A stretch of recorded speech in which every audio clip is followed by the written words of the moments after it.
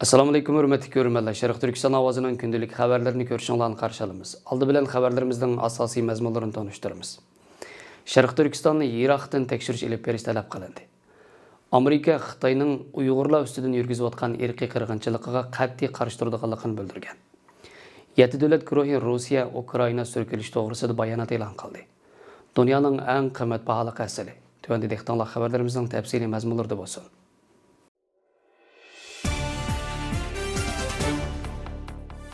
Dünya Kişilik Hüquqini Küzüş Təşkilatı, Birləşmiş Dövlətlər Təşkilatı Baş katibi Antoni Guterresning Sherqiy Türkistanda yىraqtın təkşürüş elib berishni qo'llashini, uning Xitoy hukumatiga Sherqiy Turkistonga kirishga yo'l qo'yilsin yoki qo'yilmasin, cho'qim təkşürüş elib boradiganligini aniq aytishni talab qilgan.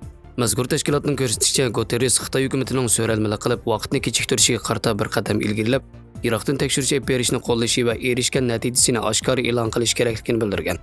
Bu talabni Kişilik Hüquqini Küzüş Təşkilatının Birləşmiş Dövlətlər Təşkilatı İşləri Direktori Louis Charbonniy o'tgan haftaning oxiri mazkur tashkilotning to'r betida e'lon qilgan maqolasida o'ttirib qo'ygan.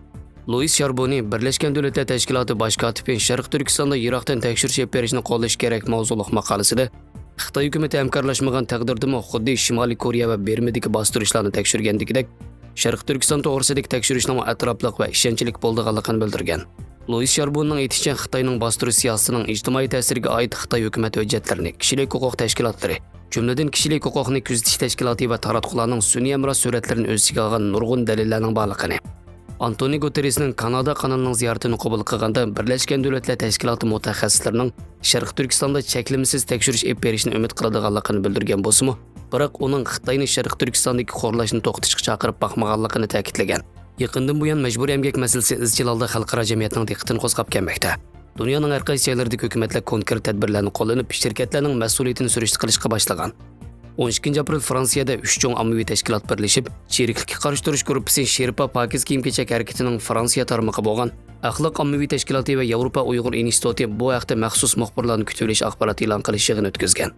Har qaysi tashkilotlarning vakillaridan boshqa yana Uyg'ur masalasini Fransiyada kun tartibga keltirishda muhim rol o'ynayotgan Yevropa parlamentining a'zosi Rafael Giloksiman va bu arzni ustiga olgan fransiyalik tanliq advokat William Bogdon qatorliqlar qatnashgan.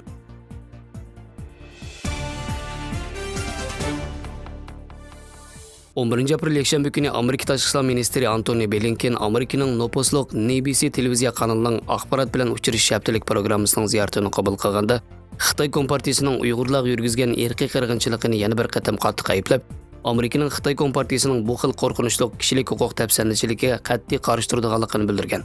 Amerika shirkatlarini Sherqiy Turkiston bilan savdo aloqasi qilmaslikka chaqirib, savdo aloqasida bo'lgan bir qism shirkatlarning majburiy emgak bilan bo'lgan munosabat sababli ayblashga uchrayotganligini ta'kidlab, Amerikani o'z ichiga olgan dunyodagi har qaysi hukumatlarning konkret harakat qo'llanib, shirkatlarning Xitoyga Uyg'urlarni bostiradigan mahsulot yoki mulozimat bilan ta'minlamaslikka kafolat qilishga chaqirgan. Blinkenning aytishicha, Amerika Beijing qishliq olimpikni boykot qilish qilmaslikka qaror bermagan.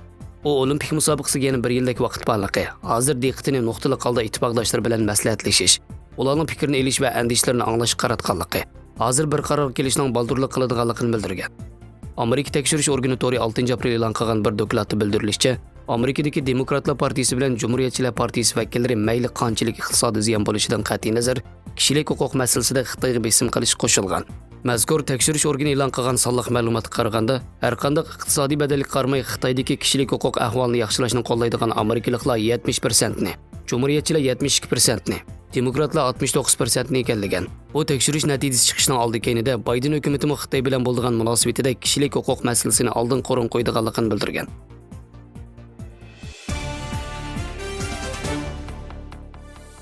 Dunyoning eng chong 7 iqtisodiy kuchidan tashkil topgan 7 davlat guruhi bilan Yevropa ittifoqi Rossiyaning Ukra'ina chegarasiga askar o'rnashtirishidan andish qilayotganligini bildirdi. 7 davlat guruhiga a'zo davlatlarning tashqi ishlar ministrlari bilan Yevropa ittifoqi yuqori darajali vakolatxonasi birlashma bayonot e'lon qilib, 7 davlat guruhiga a'zo Kanada, Fransiya, Germaniya, Italiya, Yaponiya, Angliya va Amerikaning tashqi ishlar ministrlari va Yevropa ittifoqi yuqori darajali vakolatxonasi bo'lish sifatida oldin uqtirish qilinmasdan elib berilgan bu cho'ng ko'lamli harbiy harakatlanishning tahdid paydo qiladigan muqimsizlashtiruvchi faoliyat ekanligi o'tirib qo'yib, Rossiyaning Ukra'ina chegarasida va qonunsiz ishg'ol qilib olingan Qrimdagi keng ko'lamli askar o'rnashtirishlardan cho'nqur andish qilganligini, Rossiyaning ig'vogarchiligini to'xtatib, xalqaro jamiyatning ko'rsatmasiga asosan jiddiylikni azaytishga chaqirgan.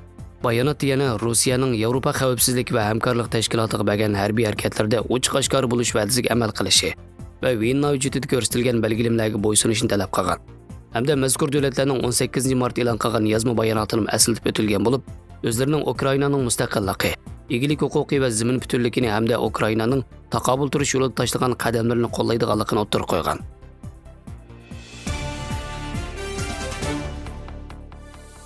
Türkiye'nin insonlar o'ltiraq rayoni va boshqa hasal haris to'plaridan yiroq dengiz yuzidan 2500 metr egizlikdagi o'nkirlardan chiqarilgan qo'ng'iroq bosh guli hasalning kilogramm bahosi 10 ming yevro bo'lib, dunyodagi eng qimmat baholiq hasal sifatida Guinness rekordlari kitobiga kirgan.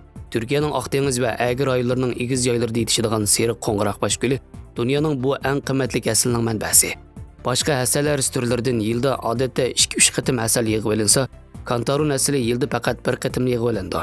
An'anaviy hasalga o'xshamaydigan rangi qeniq, ta'mi chuchmal keladigan bu hasal magniy, kaliy, fenol, flavonoid va oksidlanishga qarshi turg'uvchi modda qatorliq yuqori tibbiy aloyidliklarga ega. Hasalning qimmati va sifatini jazmlashtirish uchun Avrishkilan Turkiya ilm-fan komitetiga avatildi va komitetning qaroriga asosan eng sifatli mahsulotlar yig'ib olindi.